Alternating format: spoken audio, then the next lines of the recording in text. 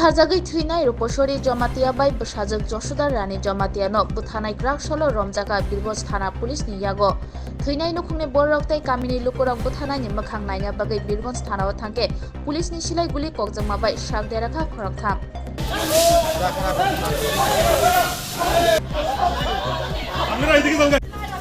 Police लोगों का हालात है, पुलिस लोगों का काम है।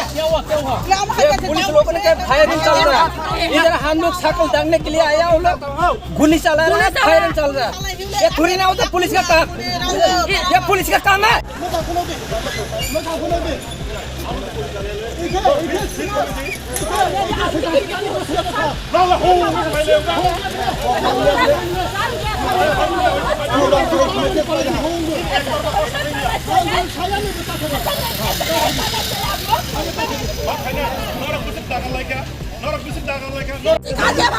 कैसे मारते हम लोग नहीं मालूम, इसलिए यहाँ पर आए हो हम लोग।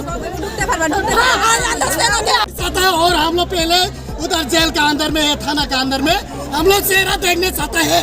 सो मादरचूर का चेहरा कैसा हो रहा है अभी, मादरचूर को देखेगा। मैं लोग आया था, वो जो मर्डर किया था उसका हम लोग साइकिल दागने के लिए, इधर हम लोग मारपीट करने के लिए नहीं आए, ठीक है?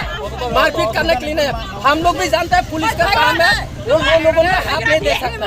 सुबह हम लोग साइकिल देखने के लिए आया, उसका बावजूद वो लोग देखने के लिए आने के बाद फायरिंग चल रहा है।